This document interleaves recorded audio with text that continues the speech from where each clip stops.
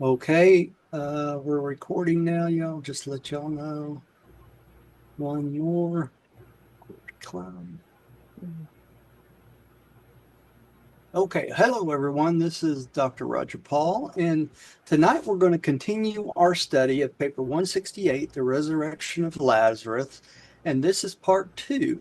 So this is on page 1844.6 in the original book, or 168, section 1, paragraph 7 in the rest of them. All right, so we're going to have a small group tonight, probably because Rodney is traveling. He didn't think he was going to get back in time, uh, so he's not going to make it tonight. Okay. Here's Gary. Here I am comes. too gonna make it tonight. You're going to Proof make it positive. tonight. All right, good.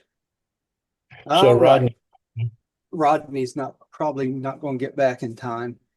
He's on the way back from Columbus. So, all right, Columbus. did the divine mind of Jesus know, even before Lazarus died, that he would raise him from the dead? We do not know. This is the midwayer speaking, right?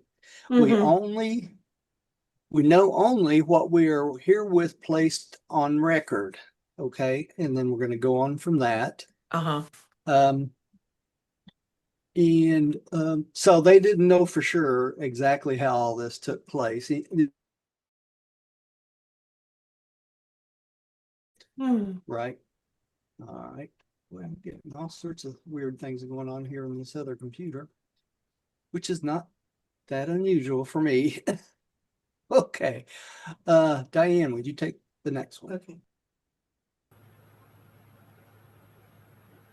Many of Jesus' enemies were inclined to sneer at his manifestations of affection, and they said among themselves, "If he thought so much of this man, why did he tarry so long before coming to Bethany? If he is what they claim, why did he not save his dear friend? What is the good of healing strangers in Galilee if he cannot save those whom he loves?" And in many other ways, they mocked and made light of the teachings and works of Jesus. Okay, so he already the answer is he already knew he was going to raise him from the dead, right? Hmm. So that's why he made Jesus, Yeah, it's Jesus. That's right.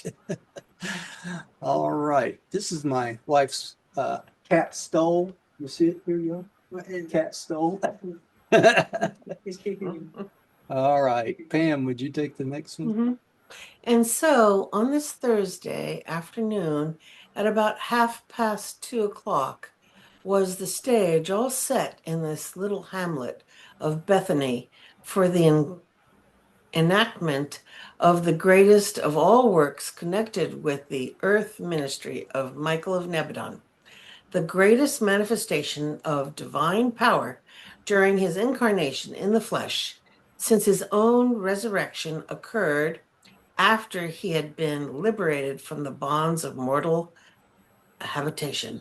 Notice it says here, after he was resurrected, after he had been liberated from the bonds of mortal habitation. In other words, after he died, he rose himself from the dead. Mm-hmm. So this is the only other time that any being has ever risen themselves from the dead. So, all right. Letch, would you take the next one, please? Okay.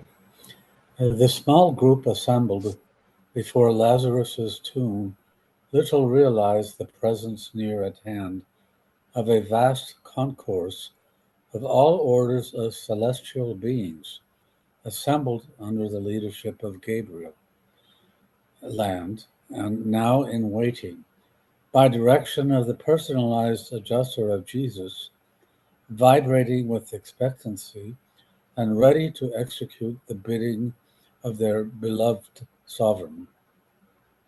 Okay, so this was not just him by himself. He had a whole crew of celestial beings there to make this become Mm-hmm. possible, right? So when someone is risen from the dead, when someone wakes up from the dead on the mansion worlds, they have a specific program that they go through to insert you back into your new Urantia body, right? So this is done all the time, every day, all day long. So when they do it on the mansion worlds, they already have everything there, what they need. But being that they were going to reinsert Lazarus back into his mortal body, that's why it took this vast concourse of celestial beings. Okay, because this has not been done on Earth before. Okay, so they needed all these other people, probably mechanical, physical controllers, and lots of other things to actually reanimate his body. You can think of it as kind of like an emergency room. Once they put him back into his body, somebody had to put the spark of life back in. So it's kind of like an emergency room where they get the paddles and restart you, right? But you're restarted as a celestial, as a human from the celestial beings, all right, from the energy they have. All right. So they were all waiting around in anticipation of this. Okay. Gary, would you take the next one? When Jesus spoke those words of command, take away the stone, the assembled celestial hosts made ready to enact the drama of the resurrection of Lazarus in the likeness of his mortal flesh. Such a form of resurrection involves difficulties of executions which far transcend the usual techniques of the resurrection of mortal creatures in Urantia form and requires far more celestial personalities and a far greater organization of universe facilities. So they needed a lot more people, didn't they? A lot more beings to reanimate him. So Jesus said, take away the stone. He was ready to bring him back to life. All right. I wonder if what would have happened if Lazarus would have come out of the grave and says, "I want to go back." That wouldn't surprise me, right? Of course, he had no consciousness, did he? When he I don't think died, they.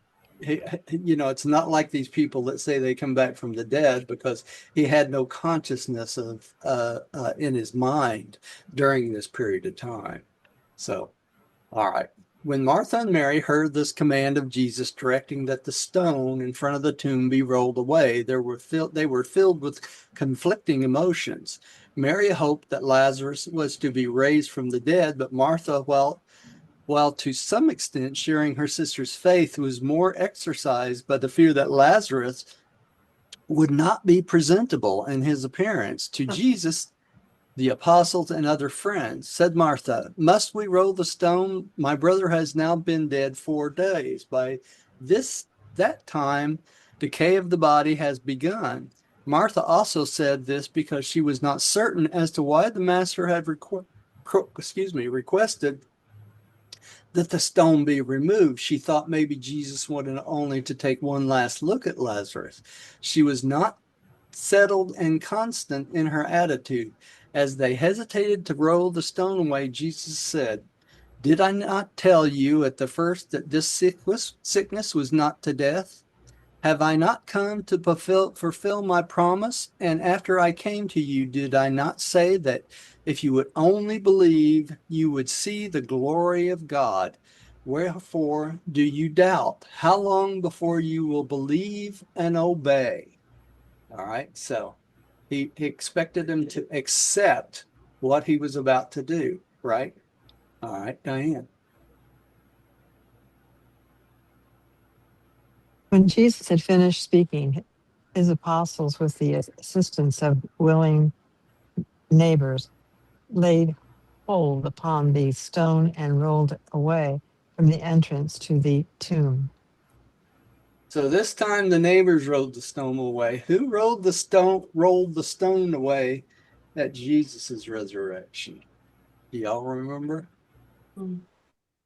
The midwayers, right? The midwayers actually started to roll the stone away, and the guards were so scared they all ran off at the same time, just because of the stone rolling away. Because they couldn't see the midwayers, they could only see the stone move. Right? Yeah, it would be a little spooky, wouldn't it? All right, Pam, would you take the next one? It was the common belief of the Jews that the drop of gall on the point of the sword of the angel of death began to work by the end of the third day, so that it was taking full effect on the fourth day. They allowed that the soul of man might linger about the tomb until the end of the third day, seeking to reanimate the dead body. But they firmly believed that such a soul had gone on to the abode of departed spirits ere the fourth day had dawned. Okay, so they believe that the soul hung around for the first 3 days. Now we know that's not the case, don't we? We Right. know as soon as someone dies, immediately the guardian seraphim takes the soul away and the thought adjuster departs, right? Now, this was an exception with um, Lazarus, right? Let's we take the Okay. next one, please. These beliefs and opinions regarding the dead and the departure of the spirits of the dead serve to make sure in the minds of all who were now present at Lazarus's tomb, and subsequently to all who might hear of what was about to occur, that this was really and truly a case of the raising of the dead by the personal working of one who declared he was the resurrection and the life. So one of the reasons Jesus waited to the fourth day was because of the beliefs of the time. So because of the beliefs of the time, they believed that by the fourth day he was definitely gone, right? He was dead. Mhm. All right. 2, the resurrection of Lazarus. Gary, would you take this one? Yep. 2, resurrection of Lazarus. As this company of some 45 mortals stood before the tomb, they could dimly see the form of Lazarus, wrapped in linen bandages, resting on the right lower niche of the burial cave. While these earth creatures stood there in almost breathless silence, a vast host of celestial beings had swung into their places preparatory to answering the signal for action when it should be given by Gabriel, their commander. Okay, so did anybody see any of these celestial beings? Nope. No, right? No. They didn't see a thing because they were waiting. Number one, they were celestial beings, so none of them would see anything at all. And so uh, when all this happened, they were waiting for Gabriel's command to go ahead and revive him. So up to that point, nothing really happened, right? Other than the fact that they could see Lazarus laying on the shelf inside the tomb. All right. Now the real thing. Jesus lifted up his eyes and said, Father, I am thankful that you heard and granted my request. I know that you always hear me, but because of those who stand here with me, I thus speak to you, and that they may believe that you have sent me into the world, and that they may know that you are working with me and that which we are about to do. And when he had prayed, he cried with a loud voice, Lazarus, come forth. So this is when it actually happened. That's when all the celestial beings got busy, didn't they? And so, go on, dear.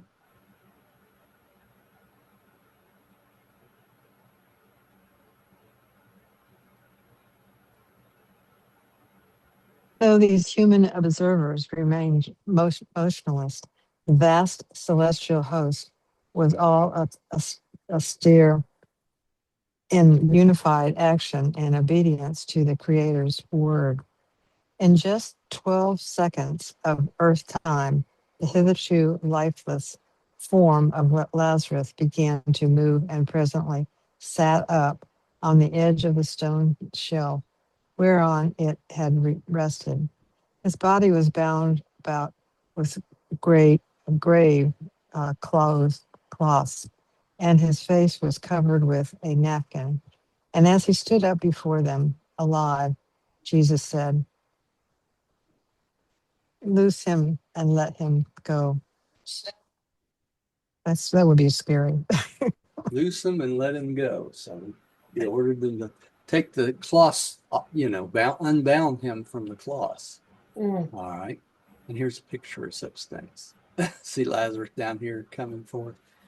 At least that's their idea of it. Pam, would you take the next one? Mm-hmm. All, save the apostles with Martha and Mary, fled to the house. They were pale with fright and overcome with astonishment, while some tarried. Many hastened to their homes. So it scared them to death, didn't it? Mm-hmm. Never seen Good me. anything like this. All right, Letch, would you take the next?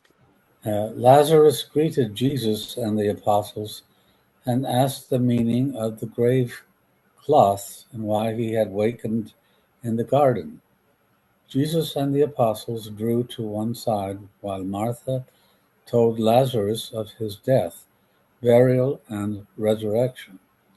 She had to explain to him that he had died on Sunday and was now brought back to life on a Thursday, inasmuch as he had no consciousness of time since falling asleep in death. So from the time he went to sleep, he thought he just went to sleep. He had no consciousness of anything, did he? All right. So when he woke up, he was wondering, what am I doing in the garden? Yeah. So that's kind of interesting. Gary, would you take the next one? As Lazarus came out of the tomb, the personalized adjuster of Jesus, now chief of his kind in this local universe, gave command to the former adjuster of Lazarus, now in waiting, to resume abode in the mind and soul of the resurrected man. So Lazarus' thought adjuster was standing by watching all of this, right? Mm-hmm. And so the chief of the thought adjusters, which was Jesus's thought adjuster, told him to resume his position back in Lazarus. Okay. So during that period of time, he was not inside Lazarus any longer, right? It Yeah, was like just, I didn't Jesus say told I forgot who to tell the thought adjuster to hang loose. yeah, Jesus's thought adjuster told him 15 minutes before he died that he should not depart the planet. But I'm sure as soon as he died, he left the body, right? So he'd been hanging out for 4 days outside the body. Mm-hmm. All right. Now, then went Lazarus over to Jesus and with his sisters knelt at the master's feet to give thanks and offer praise to God. Jesus, taking Lazarus by the hand, lifted him up, saying, "My son, what has happened to you will also be experienced by all those who believe in this gospel, except that they shall be resurrected in a more glorious form." This would be on the mansion worlds, right? Yeah. You shall be a living witness to the truth which I spoke. I am the resurrection and the life. But let us now go into the house and partake of nourishment for these physical bodies. So Mm. the whole point is that Jesus is the resurrection and the life, and it's because of Jesus that we are resurrected. Okay? That's the whole point of this. All Now, right. is it because of Jesus? It's not because of Jesus's death. No, It's because of Jesus didn't die on the cross for that. right. No, it's And because what of I'm his. concerned about, what are these people that died pre-Jesus? They're still going to go to heaven. Yes, but they are considered the sleeping survivors. Remember when Jesus walked out of the tomb? What's the first thing he did? He said had a resurrection of his sleeping children, he said, right? Okay. Mm. So that was a epical resurrection right above the tomb. So all those who had slept up to that point were resurrected on the mansion worlds. I wonder if that's just for this world or for the universe as a whole. Probably the universe as a whole. because they have millennial resurrections. About every 1,000 years, there's a resurrection, okay, of the sleeping souls. And that way, there's not so many that it gets out of hand for them to handle in the mansion worlds, right? So what you're saying is when he gave the command, Yeah. the last 1,000 or in the last 1,000 years, those that have died Yeah. that were on hold because of their lack of belief. Right. Uh, Yeah. were Because they had not mentioned reached the third psychic circle, mhm. right? All right. Who's up next? Letch, did you just read? Yeah. Okay, Gary, would you take the next one? Okay. Excuse me a second. As they walked toward the house, Gabriel dismissed the extra groups of the assembled heavenly host, while he made record of the first instance of Urantia and the last, where a mortal creature had been resurrected in the likeness of the physical body of death. Now, this is very important. It says he was the first mortal on our planet to be resurrected and the last. Mm-hmm. So no other person has been resurrected in their physical body. So what does that mean? I want to make sure this is clear. If you die and they bring you back to life, this is not the same thing, is it? Okay. So if you die and they shock you and bring you back to life, it's not a resurrection. Right. You understand that? Yes. In other words, it was never meant that you were ready, you were supposed to go at that particular time. Yeah, because God knows what's the future. That's right. Yeah. So he knew he was going to be zapped. Yeah, exactly. That's why it says here, where the unres and the last, where a mortal creature had been resurrected in like a physical body of death, right? Mm-hmm. So no other person has been brought back to life as a resurrection. You know, that is kind of significant. Yes, it is. And I'll tell you why, the way I'm looking at it. This came to Earth in 1935. Right. They weren't zapping bodies in 1935. No. So they already knew ahead of time that people were going to be zapped. Oh yeah. They also knew that there was going to be a whole country that started letting people commit suicide, mass suicide, right? Canada. Well, Okay. So they knew that was going to happen in the future too. So they're very careful about how they word things throughout this book. It really is. All right. Lazarus could hardly comprehend what had occurred. He knew he had been very sick, but he could recall only that he had fallen asleep and had been awakened. He was never able to tell anything about these 4 days in the tomb because he was wholly unconscious. Time is non-existent to those who sleep the sleep of death. So what does that mean to us?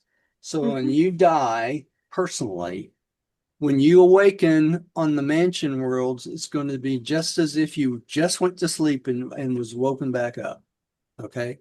Mm-hmm. So when you wake up on the mansion worlds, your first thought might be, let me sleep a little bit longer. You know? here's the snooze. Yeah. It's just a snooze. All right. Diane. Though many believed in Jesus as a result of this mighty work, others only hardened their hearts and the more to reject him. By noon the next day, this story had spread over all Jerusalem. Scores of men and women went to Bethany to look upon Lazarus and talk with him. And the alarmed and disconcerted Pharisees hastily called a meeting of the Sanhedrin that they might determine what should be done about these new developments. Okay, I want to make something very clear here. When these people went to see Lazarus, everybody had the same question, didn't they? What was it like? What happened when you were dead? right? And Lazarus had no recollection of anything, did he? So it was kind of a moot point that these people were asking these things that Lazarus had no possible way of telling about, right? I So can't blame him, though. yeah, I'd everybody wants ask to the know what same. happens on the other side, right? Yes. That's Yeah. that's what it's about. All right. Right. Pam, would you take the Uh-huh. next one? Though many believed in Jesus as a result of this mighty work, others only hardened their hearts the more to reject him. By noon the next day, this story had spread over all Jerusalem. Scores of men and women went to Bethany to look upon Lazarus and talk with him. And the alarmed and disconnect, Disconcerted. disconcerted Pharisees hastily called a meeting of the Sanhedrin that they might determine what should be done about these new developments. You can imagine, I mean, if they if they thought that he really did, Right. resurrect a And I man. think Diane just read that one, but let me. Hmm. She did. So Pam, you're up again. Oh, It was nice to see you. 3, meeting Very the nice. Sanhedrin. Even though the testimony of this man raised from the dead did much to consolidate the faith of the mass of believers in the gospel of the kingdom, it had little or no influence on the attitude of the religious leaders and rulers at Jerusalem, except to hasten their decision to destroy Jesus and stop his work. So since they couldn't do anything about it, their answer was to kill Jesus, right?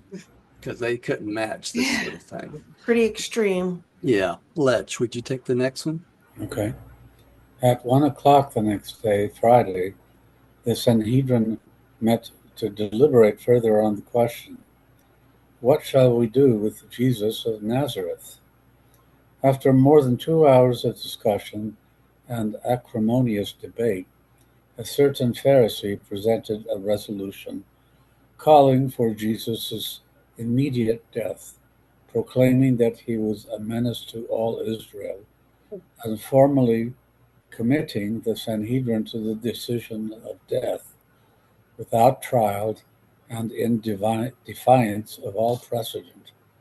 So the only thing they need to do is to put him to death, right? Right. Basically. All right. Gary, you get a big one this time. Okay, I'll see what I can do.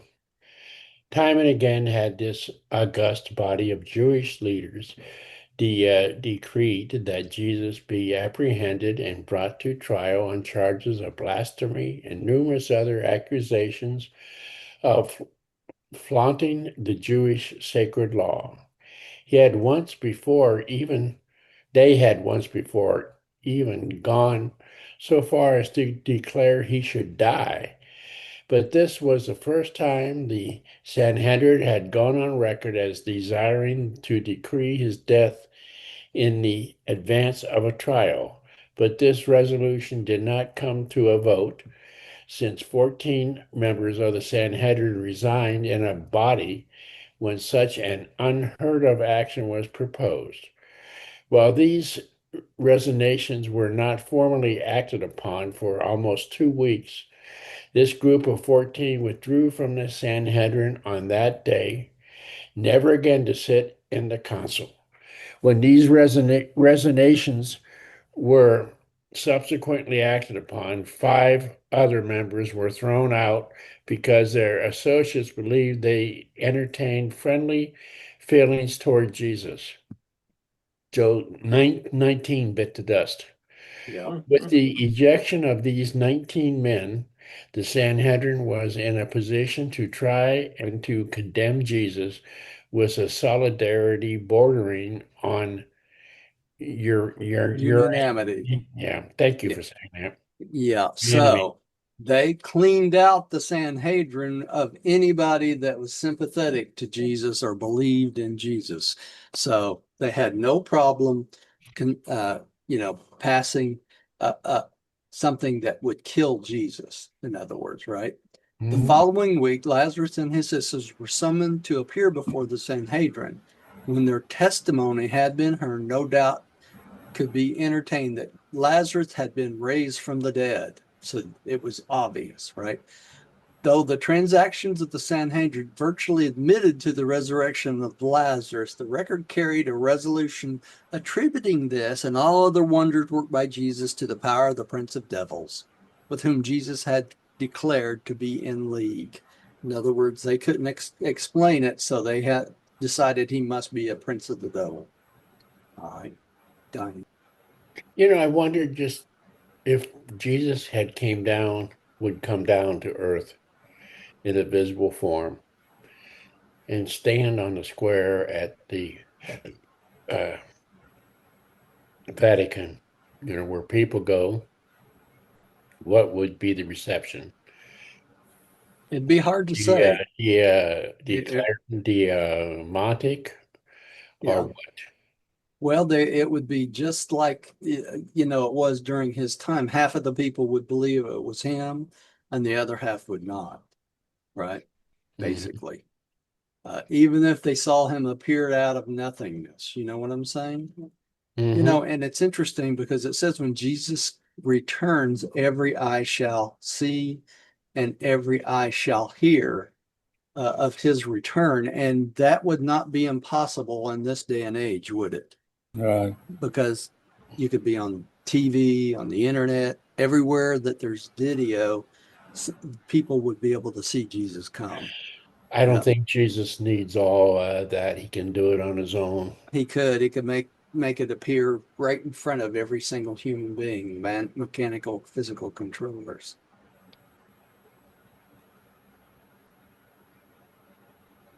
Whose turn?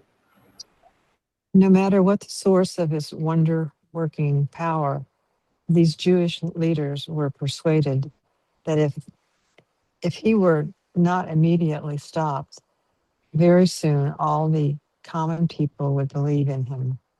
And further, that serious complications with the Roman authorities would arise since so many of his believers regarded him as the Messiah, Israel's deliverer. And that's what they were really afraid of, isn't it? Okay. Pam, would you take the next one? Mm-hmm. It was at this same meeting of the Sanhedrin that Caiaphas,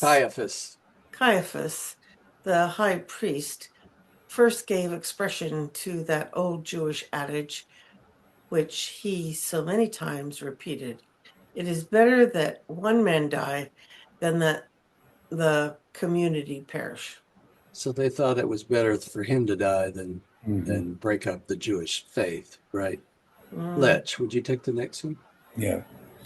Although Jesus had received warning of the doings of the Sanhedrin on this dark Friday afternoon, he was not in the least perturbed and continued resting over the Sabbath with friends in Bethpage, a hamlet near Bethany.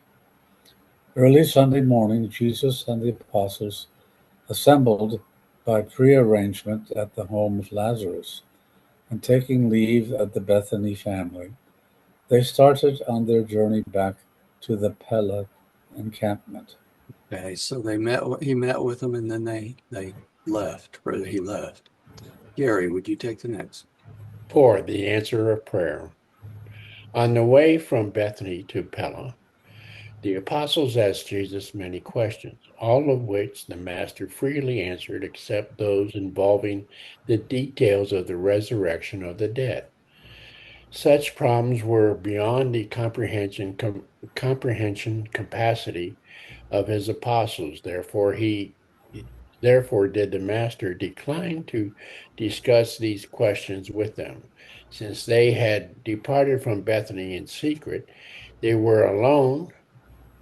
Jesus therefore embraced the opportunity to say many things to the 10, while he thought which he thought would prepare them for the trying days just ahead.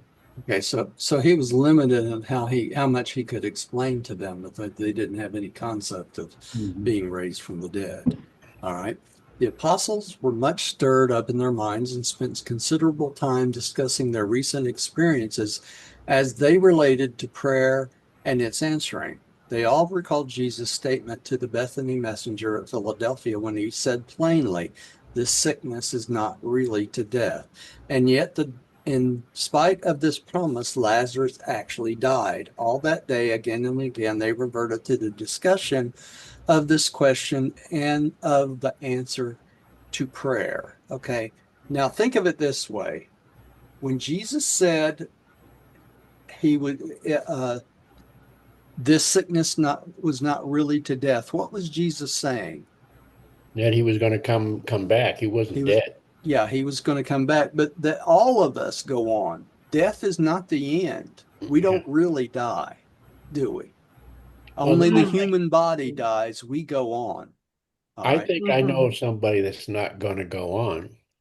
Well, you might. We talked about the walking dead walking around on the planet right now, right? Well, this People, particular person doesn't believe in Jesus because of what's going on in earth. So, yeah. Um, Diane, you get a really long one, dude. Oh boy. Jesus' take a deep answers breath. to their many questions may be summarized as follows. Mhm. Let me take it. Yeah. 1. Prayer is an expression of the finite mind in an effort to approach the infinite. The making of a prayer must therefore be limited by the knowledge, wisdom, and attributes of the finite. Like likewise, must the answer be conditioned by the vision, aims, ideals, and provocatives of the infinite. There never can be observed an unbroken continuity of material phenomena between the making of a prayer and the reception of the full spiritual answer thereto. What's that? Okay, I want to take this opportunity with prayer to make a couple statements. First of all, prayer for things or material things related to material life are a local universe phenomena, right? All those prayers stay within the local universe and are either answered by uh, the administration of Michael or Jesus or the local universe mother spirit, one of the two. Okay. For all things that you pray for material. Things that they're talking about infinite that go to God the Father, that goes through your thought adjuster. That's not a local issue. That's a super universe issue. It goes directly to God the Father, and those things which are related to spiritual life and adultation of God the Father or the Son, either one. Okay. So that's what I want to mention about prayer. Oh, Can I ask a question? yeah, If you go go ahead. back one. Yeah, yeah. Give me just a second. Yeah. The phrase "there never can be observed an unbroken continuity of material phenomena between the making of a prayer and reception of the full spiritual answer thereon." What do you mean? What's that mean? It means no matter what you ask for in prayer doesn't end in the material world completely. It goes on all the way through the spiritual world, and your prayer may not be answered until you get to the level of being a spiritual being. So your prayer may not be answered in the local universe until you get all the way up to where you're a first stage spirit. Okay. May not be answered right away, in other words, right? Because no matter what you ask as a prayer, you will eventually get a answer. And what are those answers? Yes, no, and maybe, right? Now, I'm going to argue with you a little bit, okay? Or All you right. can explain me It how. may not be in your lifetime either. May not be in your lifetime, may not be in your Urantia lifetime either. Okay. Okay. Let me explain my reasoning. Okay. I came to this book, this where I'm at, because I was in church and I asked God to just tell me the truth. Yeah. Okay. 3 months later, I realized I didn't have my answer, so I asked him again. And the minister said, turn to page so and so. I turned to page so and so, and in green, neon flashing lights, the phrase says, seek ye the truth and ye shall find it. To me, that was a miracle. Okay. So, how's that fit with this sentence? Well, that would be considered a answer to immediate answer to a prayer. You can have an immediate answer to a prayer, but that's not necessarily what always happens. I would think that was a rarity. It's in this life, it's a rarity for sure. You know, I guarantee you, if you pray to win the lottery, you think that's going to happen? Nope. No, not going to happen. That's one of those no's, right? And I said yes, no, maybe. You know, the maybes are usually the ones that have to wait until you get spiritually mature enough to handle the answer. Okay. So if you want to be able to be mature enough to handle your answers, you need to work on what? Your spirituality in this life and get to the third psychic circle. Right? Any way you look at it. All right. I think you should define the third psychic circle for anybody that may That's be. when you decide that you want to follow the will of God in your life, and that's when you decide that you want God's will to become your will, and that's when you're assigned your two guardian seraphim, a sandabim and a cherubim for the rest of your life. Now, when you die, your sandabim and cherubim are released, but your seraphim, guardians of destiny, go with you to the mansion worlds. Okay. All right. Everybody got that? Mhm. Y'all are so smart. Okay, let's see who's up next. I don't know. I think you are, Gary. No, you just read. I No, probably I read. just read.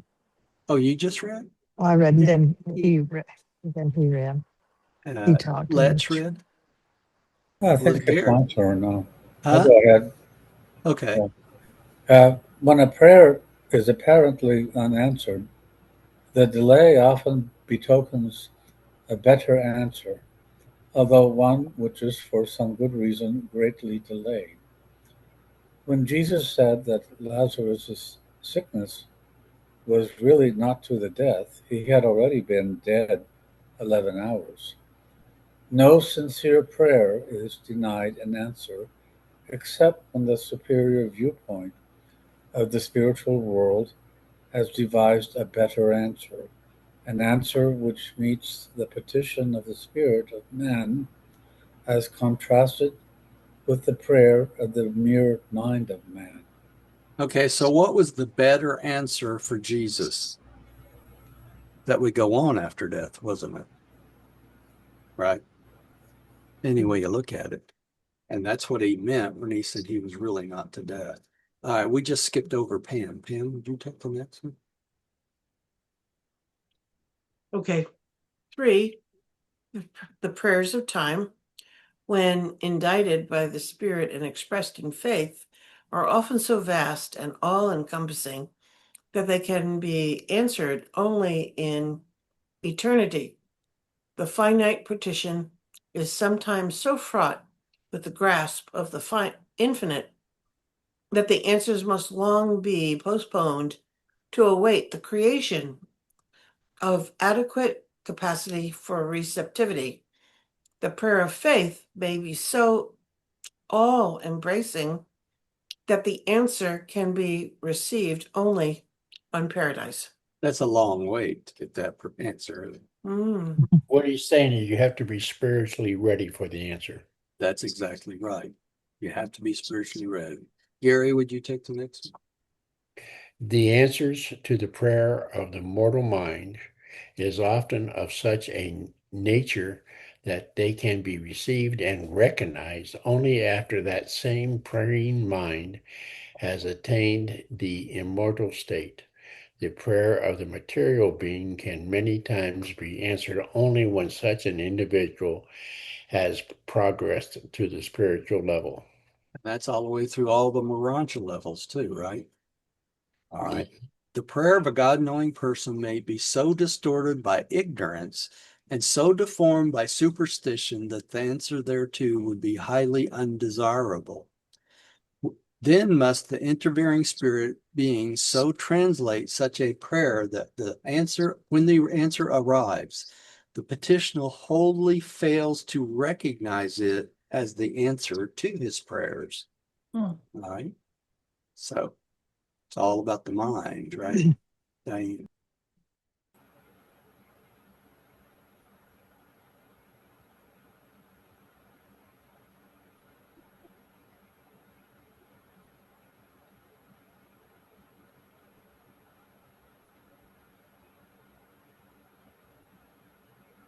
Diane, unmute.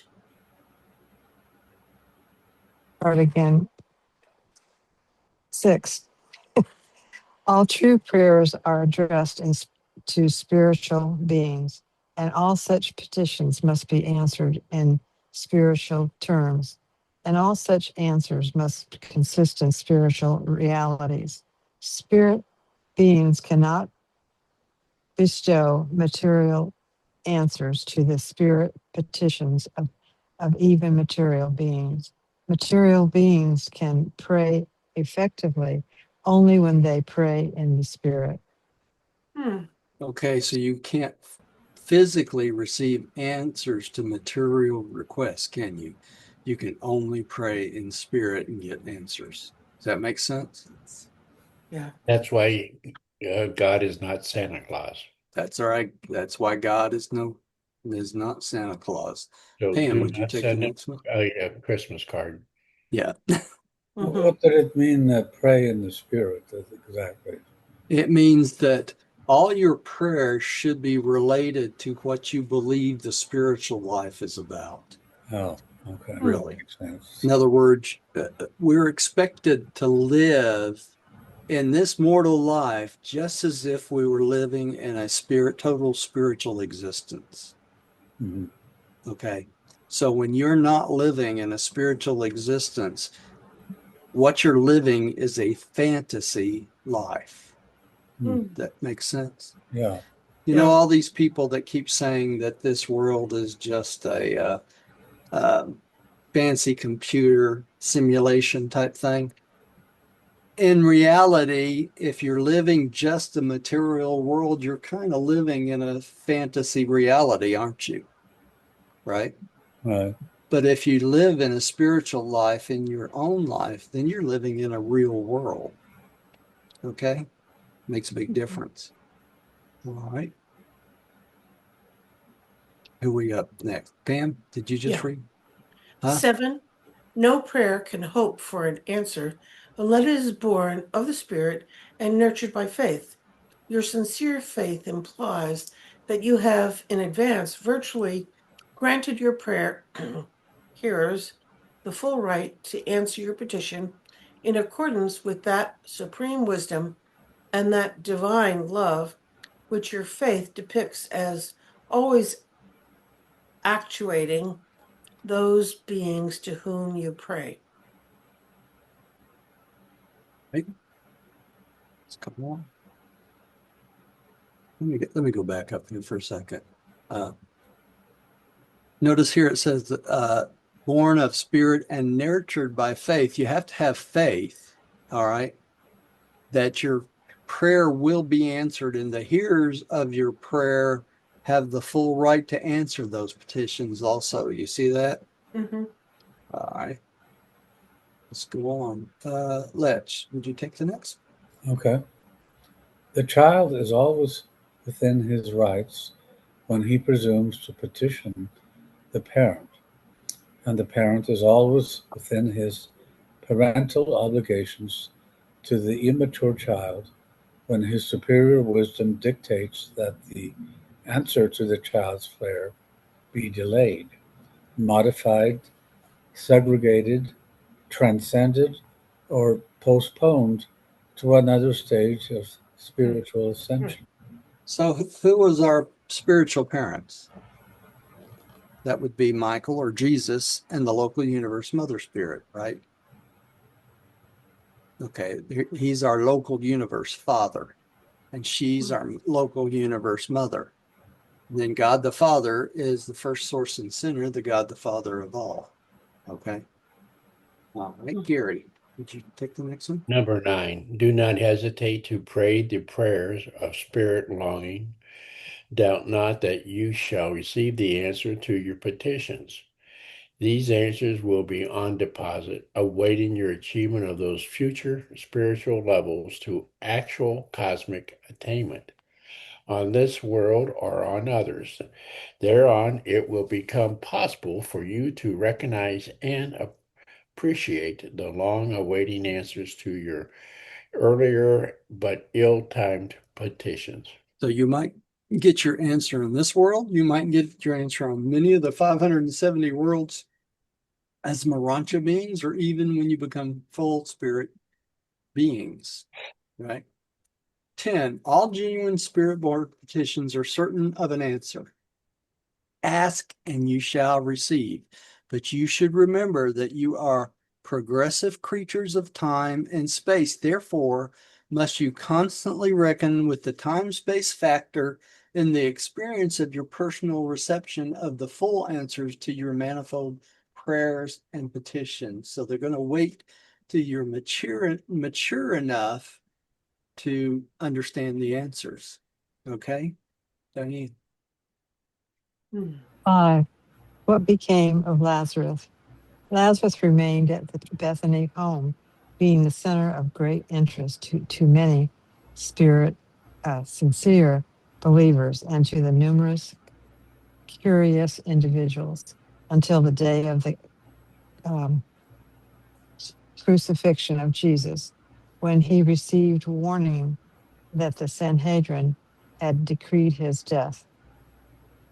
The rulers of the Jews were determined to put a stop to the further spread of the teachings of Jesus, and they well judged that it would be useless to put Jesus to death if they permitted Lazarus, who represented the very peak of his wonder working, to live and bear testimony to the fact that Jesus had raised him from the dead. Already had Lazarus suffered bitter persecution from them. So the Sanhedrin decreed Lazarus's death also, right? Right after the crucifixion. So he had to take off, right? All right. I just thought of something. Yeah. Jesus has muted the devil. And you told me one time, and I asked if, the devil has been muted. Uh, why do we have this evil? And you mentioned that it was the evil within man. Right. And the Sanhedrin is acting like they have that evil. Yeah, they do. That's perfect. That's a good observation, Gary, because that's exactly what they have. Right. I cleaned my glasses so I could see it. Yeah. All right. Okay. Pam, you take the next one. Until Lazarus took hasty leave of his sisters in Bethany, fleeing down through Jericho and across the Jordan, never permitting himself to rest long until he had reached Philadelphia. Lazarus knew Abner well, and here he felt safe from the murderous intrigues of the wicked Sanhedrin. There it is, Gary, the wicked Sanhedrin, right? All right. So Lazarus took off. He ended up having to sell everything they owned there, and they all relocated to Philadelphia. All right. And this is the explanation of that. Would you take the next one? Soon after this, Martha and Mary disposed of their lands at Bethany and joined their brother in Perea. Meantime, Lazarus had become the treasurer of the Church of Philadelphia. He became a strong supporter of Abner in his controversy with Paul and the Jerusalem church, and ultimately died when 67 years old of the same sickness that carried him off when he was a younger man at Bethany. Okay, so he eventually died of the same disease that he had when he was younger. But notice here, he became a supporter of Abner in Philadelphia, and he also supported Abner in his war with Paul on the theology of Jesus, right? So, no, okay. All right. So that ends this part of the paper on Lazarus. And next we'll go into paper 169, the last teachings of Pella. Let me stop the share and reset, share here. The prayer. All right. Who's up for the prayer, Pam? Let's. Letch, Okay. would you do the prayer tonight? Prayer of acceptance. I believe that God is my paradise Father, and that only by faith am I saved. No sacrifice is necessary. By this same faith, I became a child of God and know that all men and women are my brothers and sisters. We know the Son of God, the sovereign of our universe of Nebadon, as Christ Michael, Jesus of Nazareth. By allowing the will of God to become my will, I will someday stand in the presence of the Paradise Father. In the name of Christ Michael, Jesus of Nazareth. Amen. Amen. Amen. Amen. And thanks everyone for coming and seeing us, visiting with us tonight, and come see us next time. Make sure you go out there and share and join us if you'd like to on YouTube. Subscribe, hit the little bell or whatever it is you do. All right. And we will see everybody on Tuesday again, right? Thank you. Thank you, y'all, for coming. Thank you. We'll see you Tuesday. Sounds Love great. you all. Bye. Love you guys. Love you.